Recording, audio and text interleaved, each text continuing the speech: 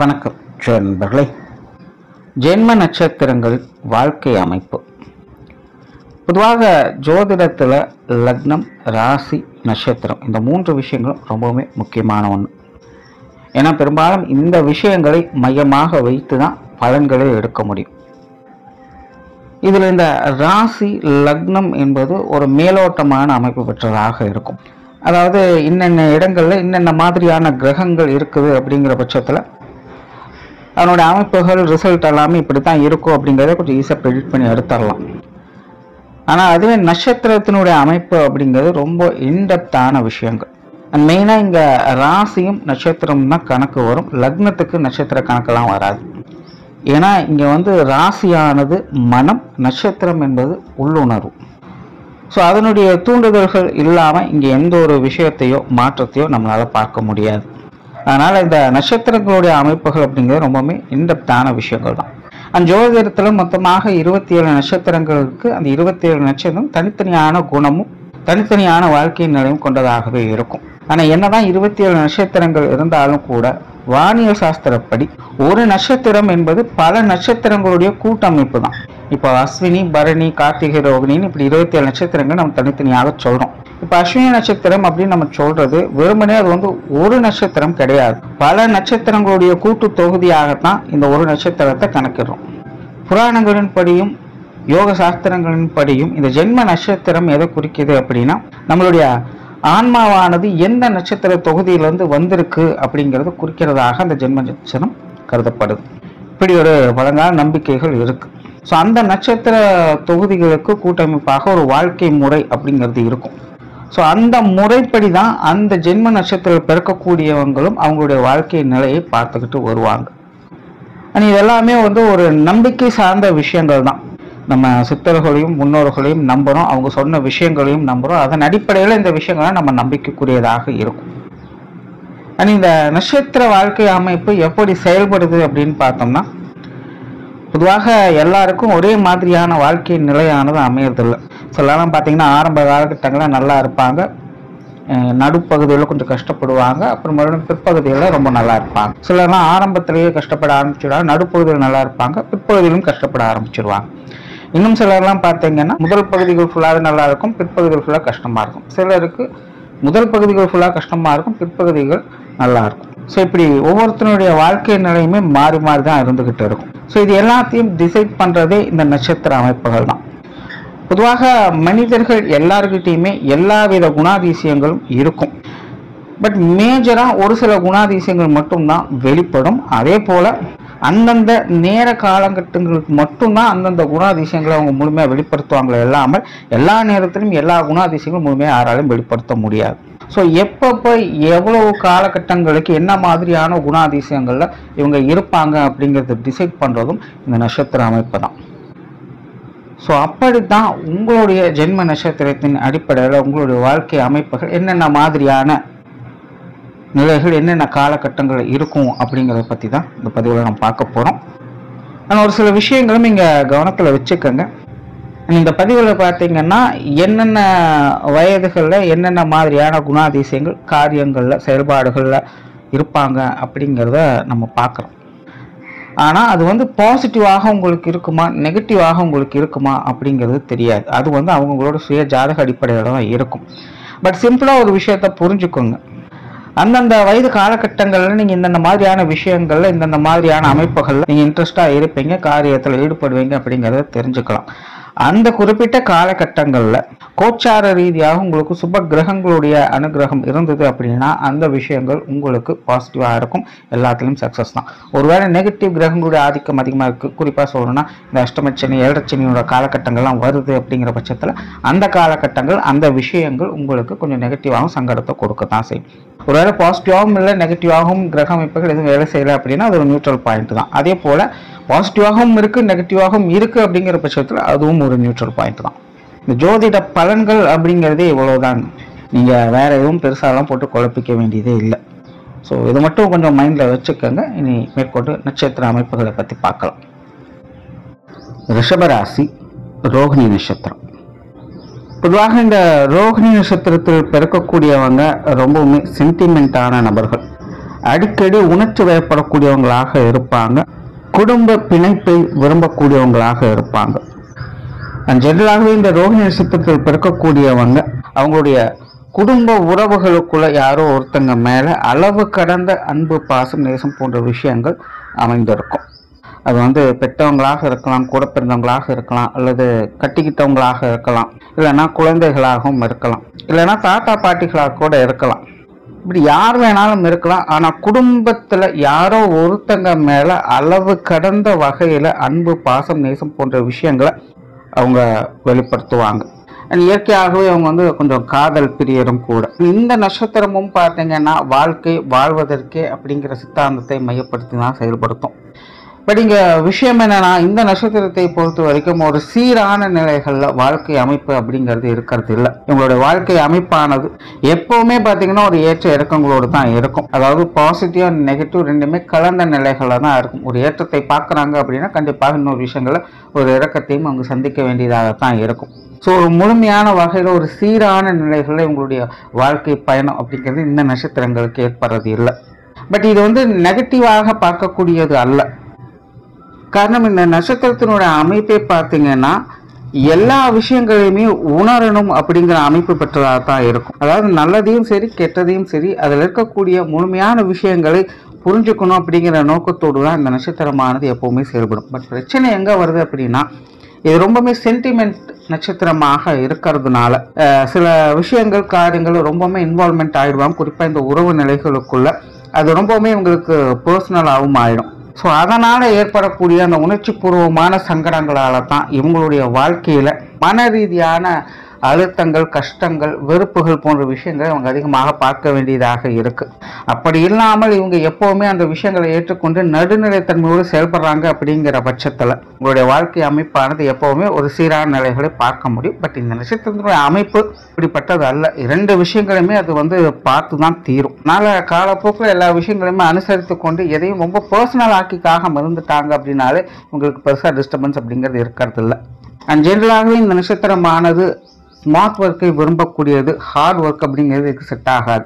அதாவது சிம்பிளாக சொல்லணும்னா இவங்க வந்து இஷ்டப்பட்டு வேலை செய்யக்கூடியவங்களாக இருப்பாங்க, கஷ்டப்பட்டு வேலை செய்யக்கூடியவங்க அல்ல.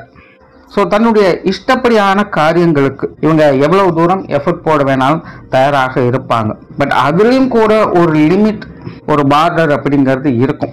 ரொம்பவுமே உடலை வருத்தி மெனக்கிட்டு வேலை செய்யறது அப்படிங்கிறதான் இவங்களுக்கு பிடிக்காது. தேவையின் அடிப்படையில் இந்த விஷயங்கள் இவ்வளவு தூரம் இருந்தால் போதும் அப்படிங்கிற ஒரு நிர்ணயத்தோடு தான் எந்த ஒரு காரியங்கள் செயல்பாடுகளும் இவங்க இறங்குவாங்க. அதனாலே இவங்களுடைய இஷ்டப்படி ஒரு ஸ்மார்ட் ஒர்க்கர்ஸாக இவங்க எப்பவுமே இருந்துட்டு வருவாங்க. எண்ணங்களுக்கும் புத்திக்கும் அதிக வேலை கொடுக்கக்கூடியவங்களாக இருப்பாங்க. பட் புத்தியா மனமா அப்படின்னு வரும்பொழுது மனம் சைடு தான் அதிகமாக இவங்க சாயறது, அல்லது இவங்க வந்து கவரப்படுவாங்க அப்படின்னு சொல்லலாம்.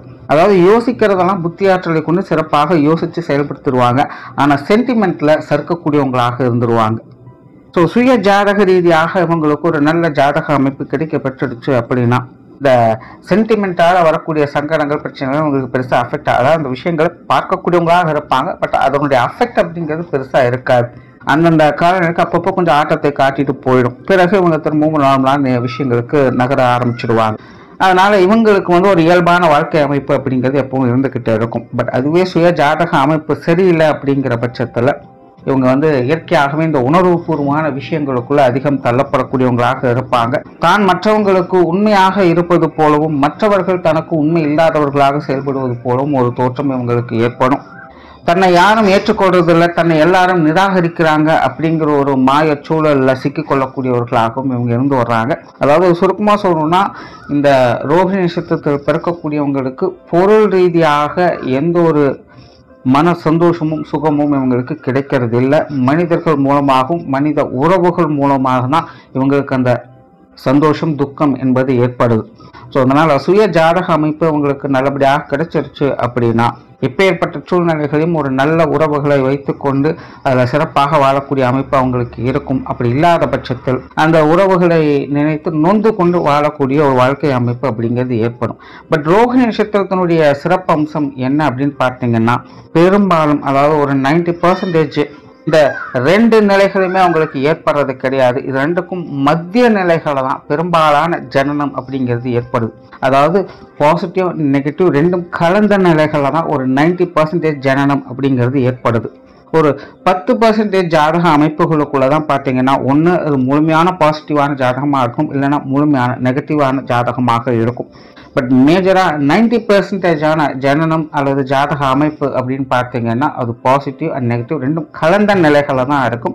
ஸோ இவங்களுடைய வாழ்க்கை அமைப்பு அப்படிங்கிறது ஏற்ற இறக்கங்களுக்கு தகுந்த மாதிரி தான் இருக்கும். அதாவது எந்த ஒரு உறவுகளோ விஷயங்களோ ஆகட்டும், அதில் ஒரு சில காலகட்டங்கள் நல்ல விஷயங்களை பார்ப்பாங்க, திரும்ப ஒரு சில சங்கடங்களை பார்த்து கொண்டு வருவாங்க, திரும்பவும் ஒரு சில நல்ல விஷயங்களை பார்த்துக்கணும். இப்படி வாழ்க்கை அமைப்பானது ஏற்ற இறக்கங்களோடு உங்களுக்கு மாறி மாறி போய்கொண்டே தான் இருக்கும். அதனால் முடிஞ்ச அளவுக்கு இந்த ரோஹிணி நட்சத்திரத்தில் பிறக்கக்கூடியவங்க இந்த சென்டிமெண்ட் சார்ந்த விஷயங்களுக்குள்ளெல்லாம் சிக்கிக்கொள்ளாமல் ஒரு நடுநிலைத்தன்மையோடு எப்போவுமே மனம் தளராமல் இருந்து வருது இவங்களுக்கு சிறப்புகளை கொடுக்கும். அண்ட் ஜென்ரலாகவே இந்த நட்சத்திரத்தினோட அமைப்பு பார்த்தீங்கன்னா முதல் பாதி பிற்பாதி அப்படிங்கிற வாழ்க்கை அமைப்பு தான் செயல்பட்டுக்கிட்டு இருக்கும்.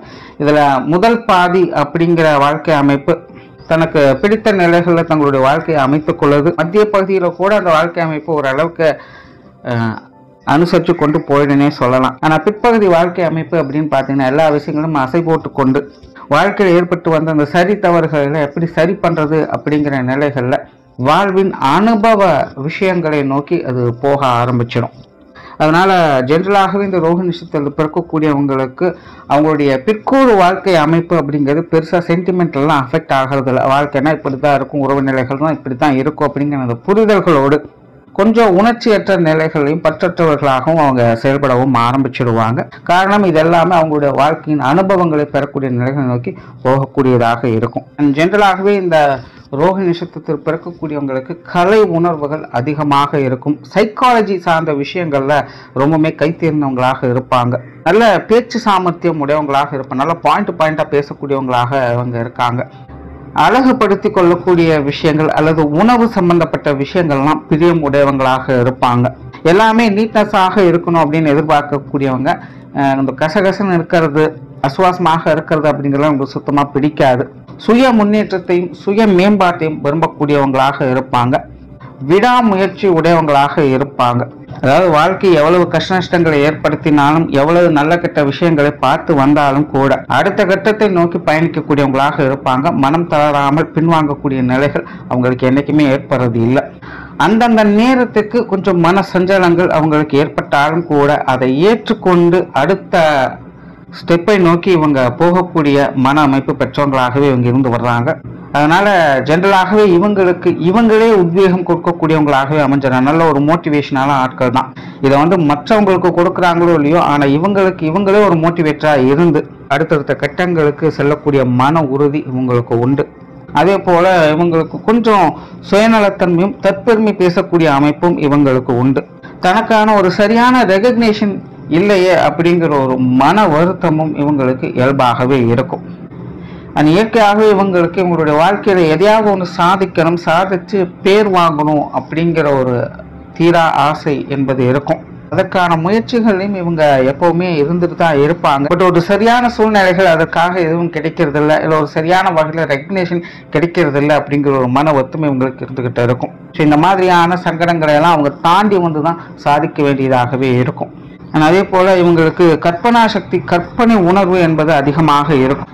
ஜென்ரலாகவே இவங்க எப்போவுமே தன்னுடைய ஃபியூச்சரை பற்றி அதிகம் திங்க் பண்ணக்கூடியவங்களாக இருப்பாங்க.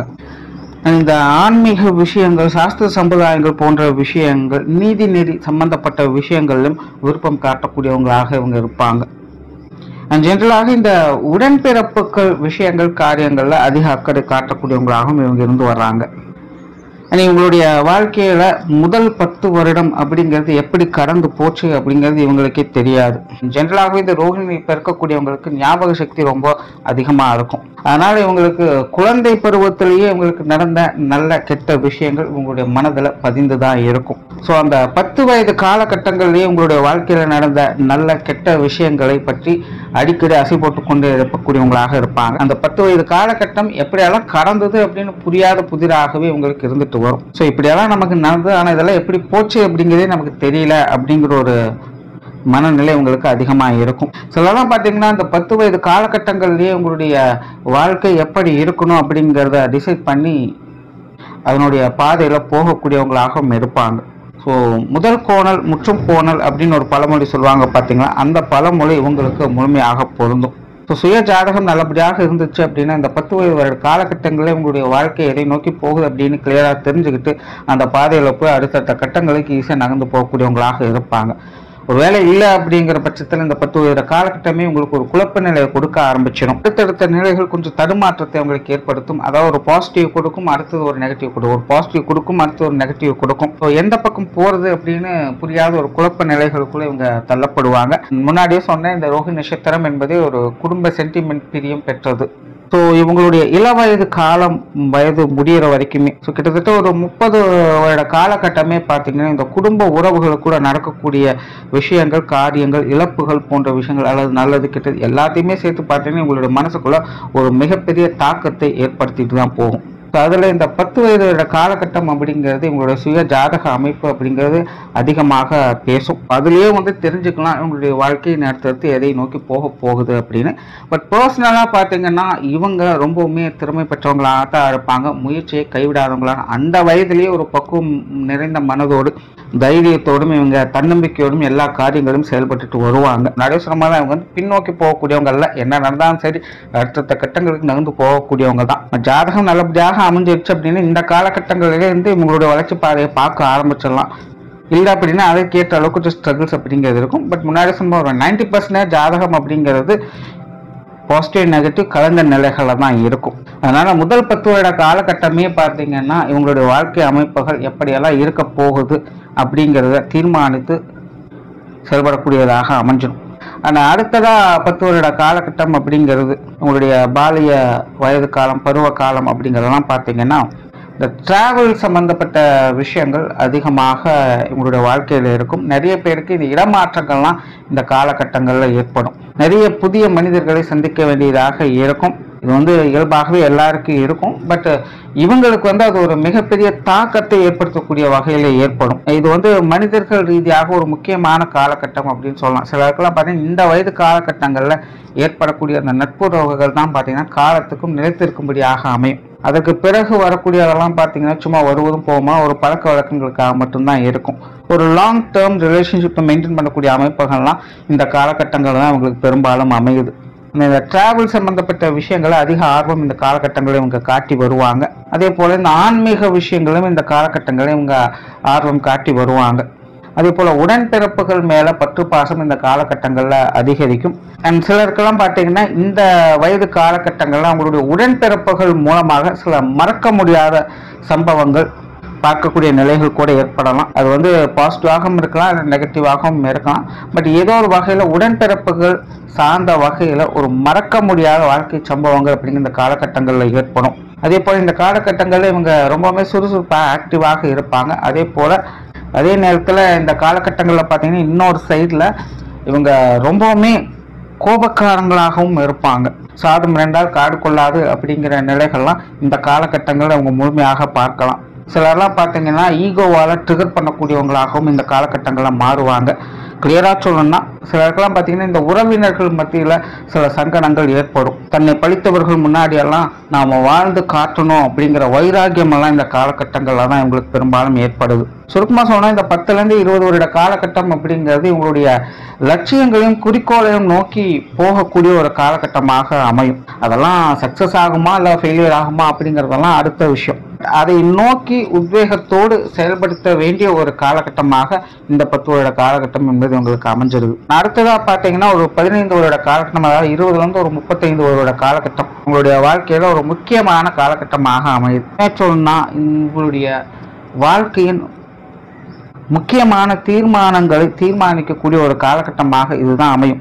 ஸோ இந்த காலகட்டங்களில் இவங்களுக்கு எல்லாமே கொஞ்சம் பீஸ்ஃபுல்லாக அமைஞ்சிருச்சு அப்படின்னா ஓகே, பிரச்சனை இல்லை பிரச்சனையாக அமைஞ்சிருச்சு அப்படின்னா அது அவ்வளோதான், இதுக்கு மேலே எதுவும் கிடையாது, இது அப்படியே கண்டினியூ பண்ணிக்க வேண்டிதான் அப்படிங்கிறது தான் விஷயமே. 30 வயது காலகட்டம் அப்படிங்கும்போது கிட்டத்தட்ட 7 சனி அஷ்டமச்சனி எல்லாத்தையுமே கிராஸ் பண்ணி வந்திருப்பா. அது 30 வயது ரொம்ப கண்டிப்பாக இந்த சனியினுடைய தாக்கம் அப்படிங்கிறது நிச்சயமாக இருக்கும். வாழ்க்கையில் மிகப்பெரிய மறக்க முடியாத கஷ்டமான சம்பவங்களை பார்க்கக்கூடிய ஒரு காலகட்டமாக அமையுது.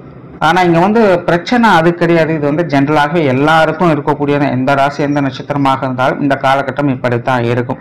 ஆனால் ஒவ்வொருத்தருக்கான அதிர்ஷ்டம் என்பது ஒரு சில காலகட்டங்களில் மட்டும்தான் வேலை செய்யும். அப்படி இந்த ரோகிணி நட்சத்திரக்காரங்களுக்கு 20லேருந்து 35 காலகட்டங்களில் தான் உங்களுடைய அதிர்ஷ்டமானது எப்படி வேலை செய்யுது அப்படிங்கிறத காண்பிக்கும். இந்த 35 வருடத்துக்குள்ளே உங்களுடைய வாழ்க்கை அமைப்பானது ஒரு பெரிய விஷயத்தை உங்களுக்கு கொடுத்துருச்சு அப்படின்னா பிரச்சனை கிடையாது. வைத்து ஒரு காலகட்ட எல்லாத்துலையுமே சமாளிச்சுக்கலாம். இல்லாத பட்சத்தில் இந்த வாழ்க்கையானது இப்படித்தான் அப்படின்னு ஏற்றுக்கொண்டு அடுத்த கட்டத்தை நோக்கி போக வேண்டியது தான். ஏன்னா அந்த ஜனனமானது அந்த நட்சத்திரம் இதற்காகத்தான் பிறப்பெடுத்திருக்கு. அந்த விஷயங்களை அனுபவித்து கொண்டு தான் இருக்கு அப்படிங்கிறத இந்த 35 வருடத்துக்குள்ள அவங்க முழுமையாக தெரிஞ்சுக்கலாம்.